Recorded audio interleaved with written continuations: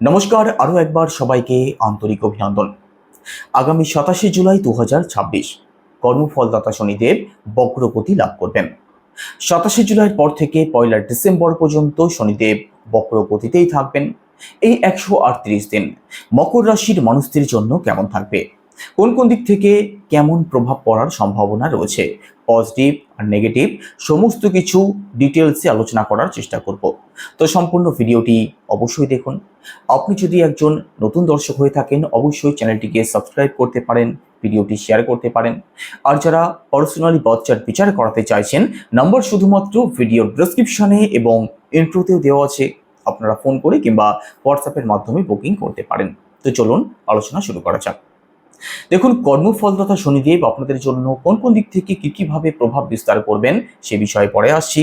তার আগে ছোট্ট করে একটু বুঝিয়ে দেওয়ার চেষ্টা করি কোনো গ্রহকে কখন আমরা বক্র কিংবা বক্রী গতির গ্রহ বলে থাকি। প্রতিটি গ্রহ তাদের নিজের গতি অনুযায়ী গোচর করছে। তার মধ্যে কোনো একটি গ্রহকে যখন মনে হয় সে তার নিজের গতি অনুযায়ী গোচর করতে অসমর্থ হয়ে যাচ্ছে, তখনই সেই গ্রহকে আমরা বক্রী গতির গ্রহ বলি। শাস্ত্র এটাই বলছে, বক্রী অবস্থায় গ্রহ যেহেতু একটু স্লো মুভ করে, সেক্ষেত্রে তার পজিটিভ ফলগুলো থেকে আমরা অনেক অংশেই বঞ্চিত হই। সেটা যদি শুভ গ্রহ হয়ে থাকে, তার মধ্যে শুভ ক্ষমতা কিন্তু আগের থেকে অনেক অংশেই কমে যায়। অন্যদিকে কোনো ম্যালিফিক গ্রহ কিংবা কোনো নেগেটিভ গ্রহ যদি বক্রগতি লাভ করে, তার মধ্যে এনার্জি লেভেল কিন্তু আরও বেশি বাড়তে দেখা যায়। আরেকটা কথা, কোনো গ্রহ যখন বক্রগতি লাভ করে, গ্রহটি যেহেতু একটু স্লো হয়ে যায়, সেক্ষেত্রে গ্রহটি বর্তমানে যে ঘরে অবস্থান করছে তার এক ঘর আগের কিন্তু ফল প্রদান করতে শুরু করে দেয়। তো কর্মফলদাতা শনিদেব বর্তমানে আপনাদের থার্ড হাউসে অবস্থান করছেন। তো 27 জুলাইয়ের পরবর্তী সময় শনিদেবের প্রভাব আপনাদের সেকেন্ড হাউসেও পড়বে। একই সাথে শনিদেবের দৃষ্টি পড়বে আপনাদের দ্বাদশ ভাবে, আপনাদের পঞ্চম ভাবে, আপনাদের নবম ভাবে। তো শনিদেব আপনাদের থার্ড হাউসে যখন বক্রগতি লাভ করবেন, দেখুন শনিদেবের একটা বৈশিষ্ট্য রয়েছে, শনিদেব যে ঘরেই বক্রগতি লাভ করুক, সেই ঘরের দিক থেকে আপনাদের মধ্যে যে সমস্ত এক্সপেকটেশন আছে, ডিজায়ার আছে, বর্তমানে যে সমস্ত সমস্যাগুলো রয়েছে, তার থেকে শনিদেব আপনাদেরকে অবশ্যই বের করে নিয়ে আসবেন। আপনাদের মনের এক্সপেকটেশন ডিজায়ারগুলো পূরণ করতে শুরু করবেন। তো থার্ড হাউসে শনিদেব যখন বক্রগতি লাভ করবেন 27 জুলাইয়ের পরবর্তী সময়টাতে, প্রথমত যারা কোনো অনলাইন কাজের সাথে যুক্ত আছেন, কোনো ডিজিটাল কাজের সাথে যুক্ত আছেন, মার্কেটিংয়ের কাজ যারা করেন, আর যাদের কর্মজীবনে কোনোভাবেই সফলতা আসছে না, কাজে অত্যাধিক প্রেশার রয়েছে, আপনাদের সবার জন্য কিন্তু ভালো সময় আসতে দেখা যাবে। কর্মজীবনে পজিটিভ চেঞ্জ, কর্মজীবনে উন্নতিমূলক কিছু পরিবর্তন আপনি অবশ্যই লক্ষ্য করতে পারবেন। একই সাথে মকর রাশির মানুষদের মধ্যে বর্তমানে কিন্তু একটা লেজিনেস রয়েছে, কাজ করার উদ্যম কম রয়েছে, পরে করব বলে ফেলে রাখার মতো বিষয়গুলো লক্ষ্য করা যাচ্ছে। তো মকর রাশির মানুষেরা এই সংক্রান্ত সমস্যাগুলো থেকে আপনি বেরিয়ে আসতে পারবেন। আপনাদের কর্মজীবনে তো পরিবর্তন আসবেই, বিশেষ করে যারা online, digital, social media, marketing ঘুরে ঘুরে যাদের কাজ করতে হয়, আপনাদের কর্মজীবনে পজিটিভ পরিবর্তন অবশ্যই আসবে। একই সাথে আপনাদের এনার্জি লেভেল বাড়তে দেখা যাবে। আপনাদের মধ্যে আত্মবিশ্বাসের জায়গাটা আগের থেকে অনেক অংশেই বেটার হতে দেখা যাবে। ছোট ভাই বোন, কাছের আত্মীয় স্বজন, পাড়া প্রতিবেশী, এদের সাথে যদি কোনো প্রকার কোনো সমস্যা থাকে, মতবিরোধ থাকে, সেই সমস্যা ঠিক হতে দেখা যাবে। একই সাথে দেখুন, বেকার কোনো ঝামেলা, উটকো কোনো ঝামেলা, কোর্ট কাচারি, মামলা মোকদ্দমা, এই সংক্রান্ত প্রবলেমে যদি আপনি ফেসে থাকেন, তার থেকে হয় আপনি বেরিয়ে আসতে পারবেন, না হয় বেরিয়ে আসার সঠিক পথ নিশ্চিতভাবে দেখাবেন কর্মফলদাতা শনিদেব। একই সাথে শনিদেবের দৃষ্টি অর্থাৎ শনিদেবের প্রভাব আপনাদের সেকেন্ড হাউসেও পড়বে। দেখুন, সেকেন্ড হাউস থেকে কোন কোন দিকগুলোকে বিচার করা হয়। আর একটা কথা, আপনাদের রাশির লর্ড কিন্তু শনিদেব, সেকেন্ড হাউসের লর্ডও শনিদেব। আর নিজের ঘরে যে কোনো গ্রহ সবসময় শুভ ফলদায়ক হয়ে থাকেন, তিনি পজিটিভ হোক কিংবা নেগেটিভ হোক, কারণ নিজের ঘরকে কেউ কখনো খারাপ করার চেষ্টা করে না। তো শনিদেবের প্রভাব যখন আপনাদের সেকেন্ড হাউসে পড়বে, প্রথমত যারা সেভিংস করতে পারছেন না, ইনকামের জায়গাটা কোনোভাবেই তৈরি করতে পারছেন না, আপনাদের জন্য ভালো সময় থাকবে। দেখুন, ইনকাম এবং সেভিংস নিয়ে মকর রাশির মানুষদের কিন্তু একটা সমস্যা রয়েছে, সেই সমস্যা থেকে শনিদেব অনেক অংশেই মুক্তির পথ দেখাবেন। ইনকামের জায়গাটা আপনাদের অবশ্যই বেটার হতে দেখা যাবে।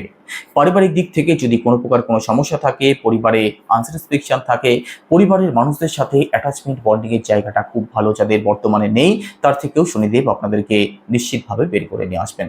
আর ভালো থাকবে তাদের জন্য যারা কথা বলা সংক্রান্ত কোনো কাজের সাথে যুক্ত আছেন, সেটা কনসালটেন্ট হতে পারে, কমিউনিকেশন হতে পারে, মার্কেটিং হতে পারে, অর্থাৎ যে সমস্ত কাজে কথার ব্যবহার বেশি করতে হয়, আপনাদের জন্য নিশ্চিতভাবে ভালো সময় নিয়ে আসবেন কর্মফলদাতা শনিদেব।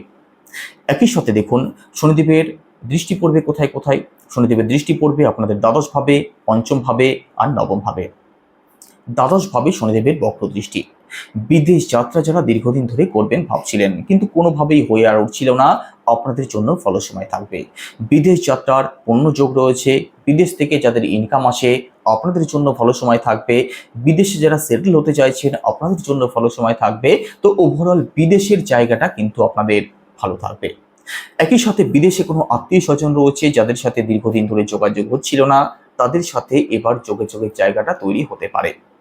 একই সাথে দেখুন, এমএনসি কোনো কোম্পানি অথবা ফরেন কোনো কোম্পানিতে যারা চাকরির চেষ্টা করছেন অথবা আগে থেকেই কর্মরত রয়েছেন, দীর্ঘদিন ধরে কোনো উন্নতি হচ্ছিল না, আপনাদের কর্মপ্রাপ্তি এবং কর্মজীবনে উন্নতির পূর্ণ যোগ তৈরি করবেন কর্মফলদাতা শনিদেব।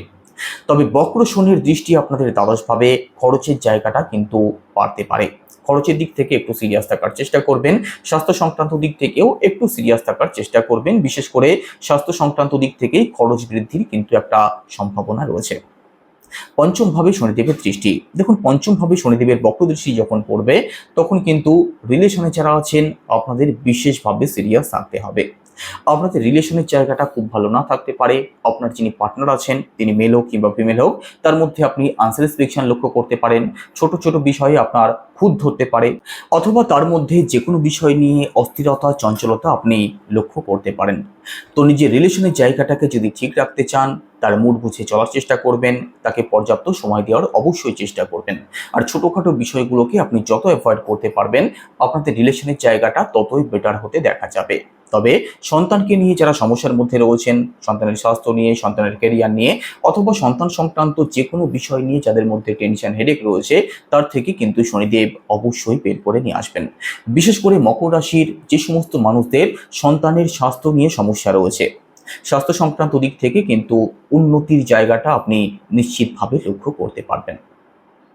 একই সাথে দেখুন, পঞ্চম ভাবে বক্র শনির দৃষ্টি, যে কোনো সিদ্ধান্ত একটু ভাবনা চিন্তা করে তবেই নেওয়ার চেষ্টা করবেন। কারণ দেখুন, ডিসিশন মেকিং পাওয়ার আপনাদের মধ্যে একটু কমে যেতে পারে। কারণ পঞ্চম ভাব থেকে আমাদের জ্ঞান বুদ্ধিকেও বিচার করা হয়। তো যে কোনো কাজ একটু সময় নিয়ে ভাবনা চিন্তা করে তবেই করার চেষ্টা করবেন। আপনাদের নবম ভাবেও শনিদেবের বক্র দৃষ্টি পড়বে। নবম ভাবে শনিদেবের বক্র দৃষ্টি। দেখুন, স্পিরিচুয়াল ট্রাভেল কিংবা কোনো ধার্মিক স্থানে যাত্রা হওয়ার কিন্তু পূর্ণ যোগ রয়েছে। তো আপনি কোনো ধার্মিক স্থানে যেতে পারেন, পূজা অর্চনা করতে পারেন, ঘর পরিবারে কোনো মাঙ্গলিক অনুষ্ঠান করতে পারেন, তার জন্য ভালো সময় থাকবে। উচ্চশিক্ষার জায়গাটাও মোটের উপরে আপনাদের ভালোই থাকবে। তবে বাবার দিক থেকে একটু সিরিয়াস থাকার চেষ্টা করবেন। বাবার সাথে যে কোনো বিষয় নিয়ে কিন্তু গন্ডগোল, বিবাদ তৈরি হতে পারে। তবে এখানে উচ্চশিক্ষার জায়গাটা আপনাদের ভালো থাকবে, লং ট্রাভেল হতে পারে। দেখুন, ভাগ্যের দিক থেকে সাপোর্ট প্রাপ্তির ক্ষেত্রে একটা সমস্যা তো রয়েছে, যে কোনো কাজ হতে ডিলে হচ্ছে। যে কাজ দুদিনে হয়ে যাওয়ার কথা, মকর রাশির মানুষদের সেই কাজ হতে আরও দুদিন বেশি সময় লেগে যাচ্ছে। তো ভাগ্যের দিক থেকে সাপোর্ট পেতে একটু সমস্যা হচ্ছে, তবে ভাগ্যের থেকে আপনি যে বঞ্চিত হয়ে যাবেন সেটা কিন্তু কখনোই নয়।